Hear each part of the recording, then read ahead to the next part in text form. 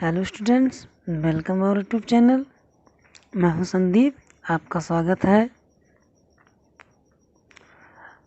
तो अभी तक हमने पढ़ा था पार्ट फर्स्ट एस्टिमेंट्स और पोलन ग्रेन्स के बारे में। हम नेक्स्ट पढ़ते हैं गाइनोसियम के बारे में, जो क्या होता है, स्त्री केसर जिन्हें कहते हैं, उनके बारे में अध्ययन करेंगे। Pistil, megasporangium, ovule and embryo sac. तो जो मेगा स्पोर्स होते हैं उनका निर्माण कैसे होता है और ये फ्यूज किस प्रकार से होते हैं, इनके बारे में पढ़ेंगे। तो आइए हम वीडियो को स्टार्ट करते हैं। देखिए, ये जो स्ट्रक्चर है एक पिस्टिल की क्या है, संरचना है। और इस पिस्टिल के अंदर क्या होते हैं कि कई सारे भाग होते हैं। जो क्या होते हैं उनके बारे में हम पहले देखते हैं। क्या होता है कि एंटीपोडल सेल होते हैं जिन्हें हम प्रतिमुख कोशिका कहते हैं। फिर क्या होता है, इस भाग को हम क्या कहते हैं, चलेजा भाग कहते हैं, जिसे निभाग। और क्या होता है कि जो ये रेड कलर की लाइन बनाई गई, इसे हम क्या कहते हैं, न्यूक्लियस या बीजांडकाय। और ये जो पूरी संरचना है, इस पूरे संरचना को हम क्या कहते हैं, ओवरी कहते हैं, यानी अंडाशय कहते हैं। और ये जो न्यूक्लियस दिखाया गया है, इस न्यूक्लियस को हम क्या कहते हैं, पोलर न्यूक्लियस या पोलर न्यूक्लियस, जिन्हें हम क्या कहते हैं, ध्रुवीय केंद्रक। और ये जो इस ओवरी के अंदर संरचना बनाई गई है, ये एक ओव्यूल की क्या है, संरचना है, यानी बीजांड की संरचना है। यहाँ नीचे जो 3 सेल दिखाए गए हैं, इनमें से क्या होता है कि एक अंडकोशिका होता है, और इस एंड को हम क्या कहते हैं, बीजांड द्वार कहते हैं, जिसे माइक्रोपाइलर कहते हैं। इनमें से 2 कोशिका, एक ये और एक ये, इन्हें हम क्या कहते हैं, सिनर्जिड कहते हैं, जो सहायक कोशिका होती हैं। और ये जो बीजांड वृंत है, मतलब कि ओव्यूल जो होते हैं, ये किससे जुड़े होते हैं, फ्यूनिकल्स ने, बीजांड वृंत से। और इनमें 2 लेयर पाई जाती है, जिन्हें हम क्या कहते हैं, आउटर इंटुगमेंट यानी बाह्य आवरण, और दूसरा जो होता है क्या होता है, इनर इंटुगमेंट यानी अंता आवरण। और क्या होता है कि जो ये है, इसे हम क्या कहते हैं, भ्रूण कोश कहते हैं, जहाँ पर क्या होता है कि एम्ब्रियो का क्या होता है, निर्माण होता है।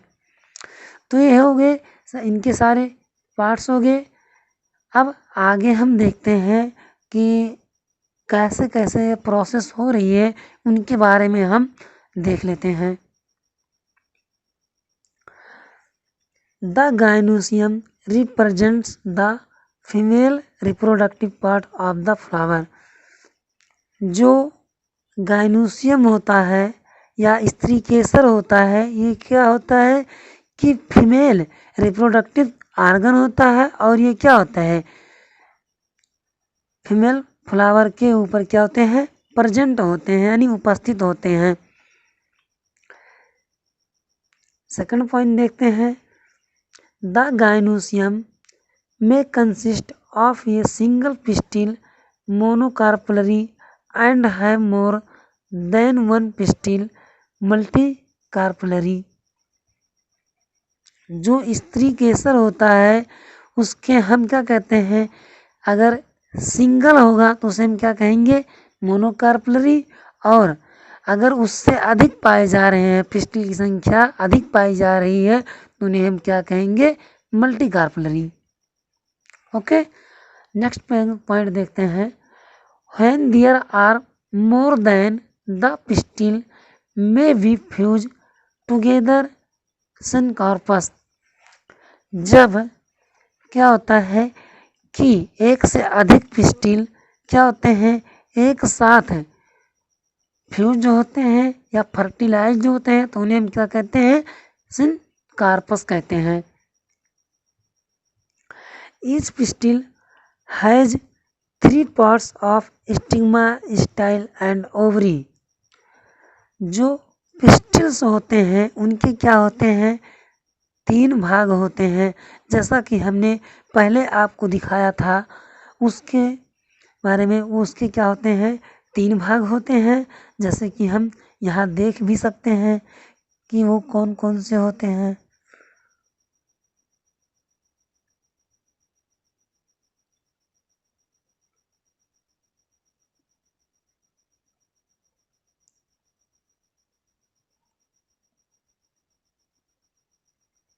क्या होता है, इसे हम क्या कहते हैं, स्टिग्मा कहते हैं, और इसे हम स्टाइल कहते हैं, और इसे ओवरी कहते हैं। तो जो each pistil has 3 parts of stigma, style and ovary. तो स्टिग्मा ये हो गया और स्टाइल ये, ओवरी ये भाग होता है जहाँ पर अंडाशय होता है, या मतलब अंडाशय है यहाँ पे, मतलब क्या होता है, बीजांड यानी अंडे का निर्माण होता है। नेक्स्ट पॉइंट देखते हैं, the stigma serves the landing platform of pollen grains.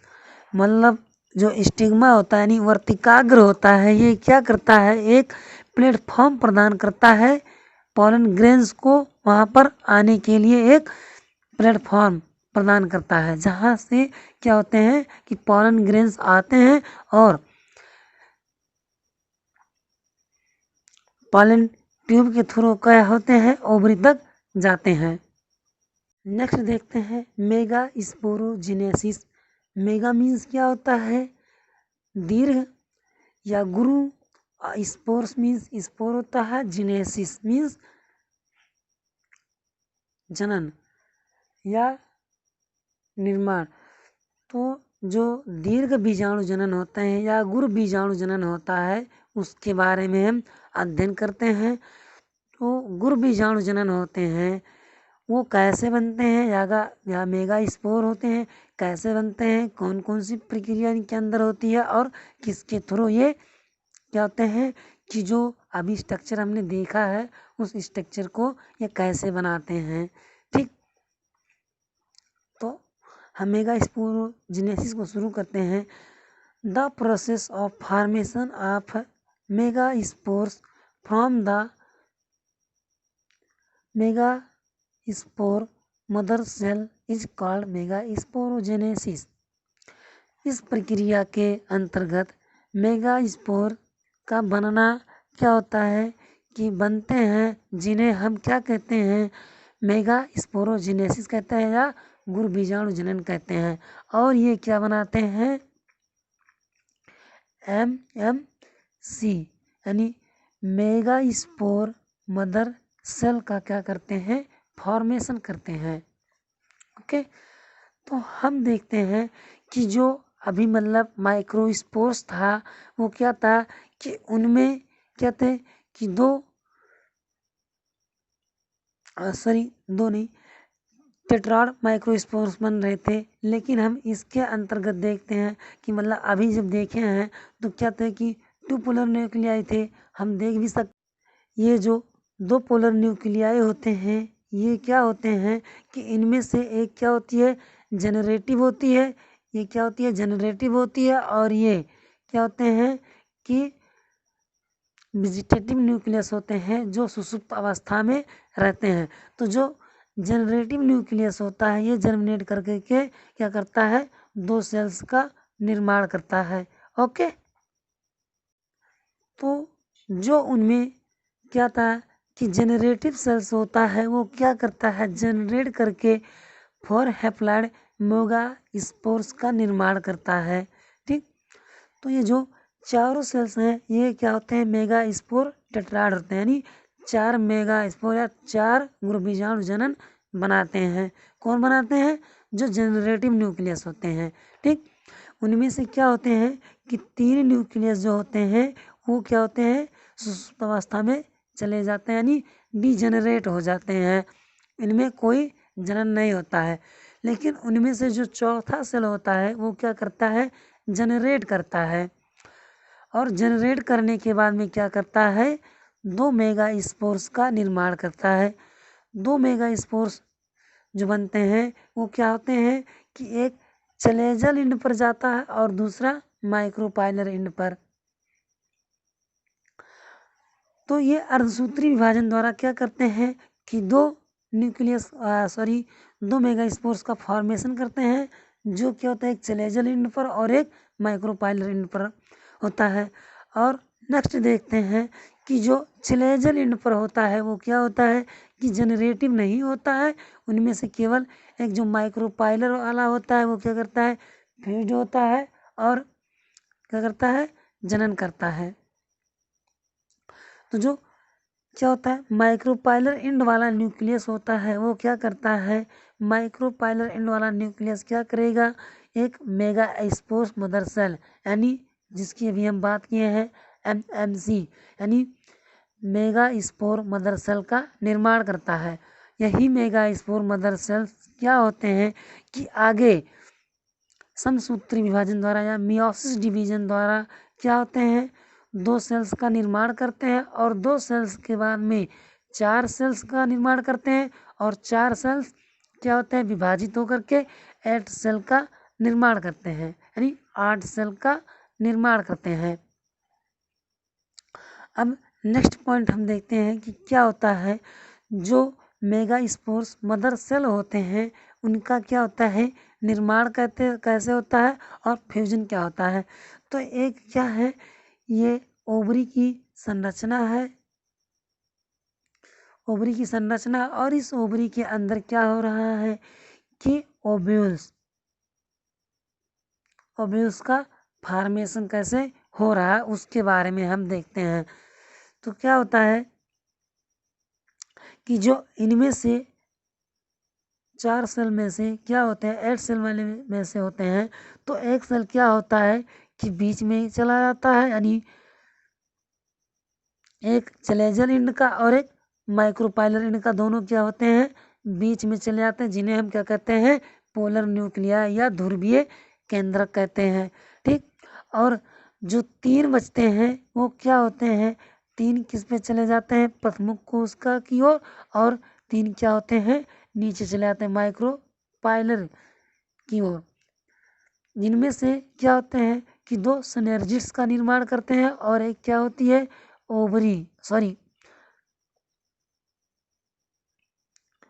बीजांड का क्या करती है निर्माण करती है। ठीक, और जो ये होते हैं इन्हें हम क्या कहते हैं मादा युग्मक कहते हैं या एग सेल्स कहते हैं।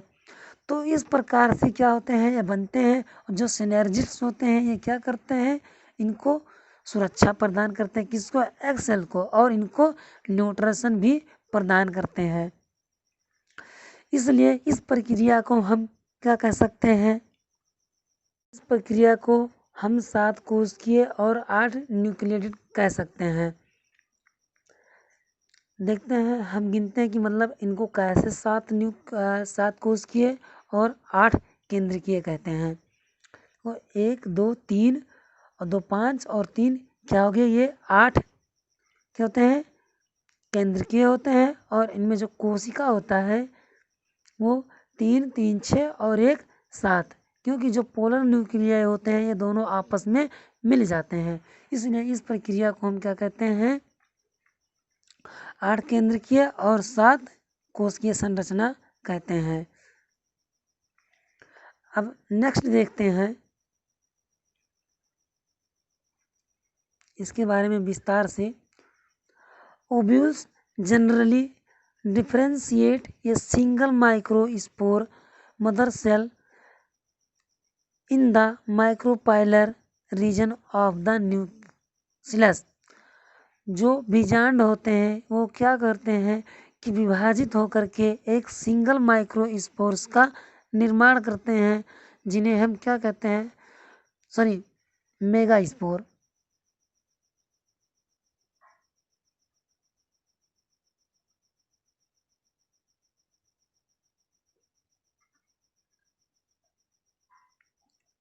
मेगा स्पोर का निर्माण करते हैं जिन्हें हम एमएमसी कहते हैं, जो क्या होते हैं माइक्रोपाइलर इंड पर क्या होते हैं न्यूक्लियस के नीचे पाए जाते हैं।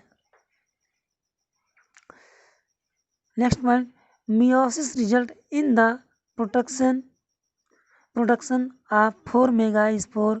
One of the megaspore is functional while 3 degenerate. जैसा कि अभी हमने आपको बताया था इस चित्र में कि क्या होते हैं कि 4 सेल स्ट्रक्चर होते हैं, इनमें से क्या होते हैं 3 डिजेनरेट होते हैं और एक जनरेटिव है। वही प्रोसेस में क्या होता है कि मियोसिस डिवीजन के दौरान क्या होते हैं कि 4 मेगास्पोर्स बनते हैं, जिनमें से क्या होते हैं कि एक क्रियाशील होता है और 3 क्या होते हैं डिजेनरेट हो जाते हैं। This method of embryo sac formation from a single megaspore is termed monosporic development. मतलब इस प्रक्रिया के अंतर्गत जो एम्ब्रियो सेक होता है यानी भ्रूण कोष होता है, वो क्या होता है कि उसका बनता है, मतलब सिंगल मेगास्पोर से क्या होता है बनता है, और इस प्रक्रिया को हम क्या कहते हैं मोनोस्पोरिक डेवलपमेंट कहते हैं। Next point, the functional megaspore divide mitotically two nuclei which move the opposite poles forming the two nucleate embryo sac. मतलब जो क्रियाशील मेगास्पोर्स होते हैं वो क्या होते हैं अर्धसूत्री विभाजन द्वारा विभाजित होते हैं और विभाजित होकर के 2 न्यूक्लियस का क्या करते हैं निर्माण करते हैं। व्हिच जबकि क्या होते हैं मूव द अपोजिट पोल्स, वह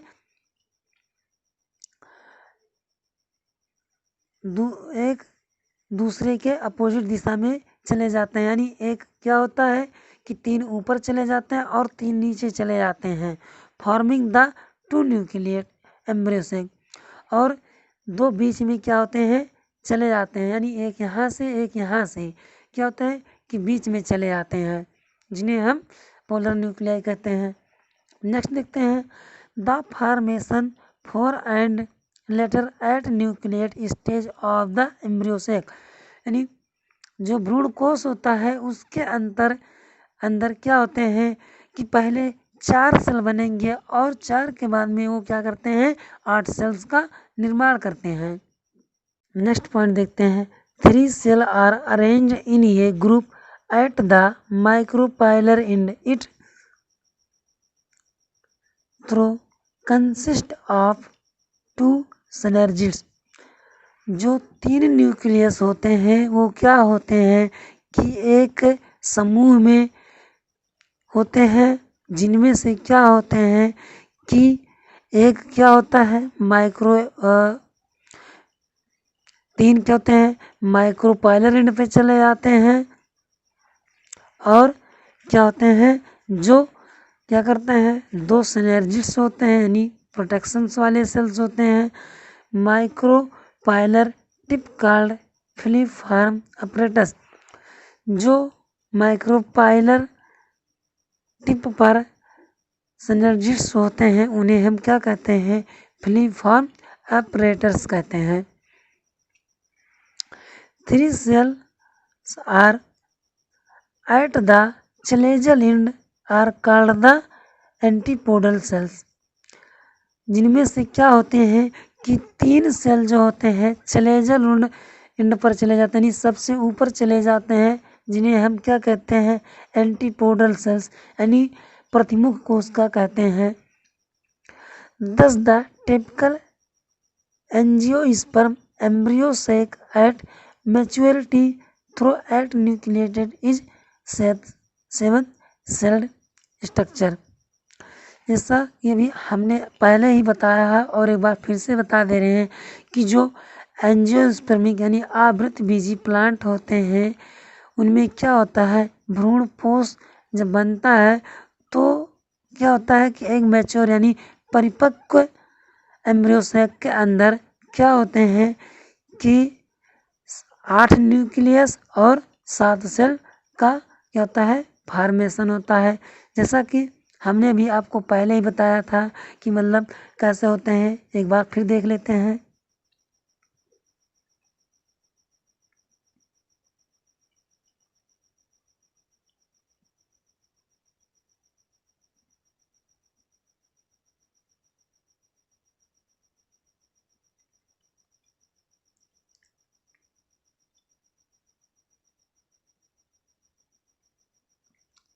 इनमें से क्या होते हैं कि 3 ऊपर चले जाते हैं और 3 नीचे रहते हैं। बीच में क्या होता है कि एक एम्ब्रियो सैक का निर्माण होता है। ठीक, तो इस प्रक्रिया को हम क्या कहते हैं, 1 2 3 और 3 6 और 2 8, इसको हम क्या कहेंगे, 7 न्यूक्लिएटेड कहेंगे। और क्या होता है, इनमें 7 सेल्स यानी 7 कोश क्या होती हैं, तो 3 ऊपर और 3 नीचे।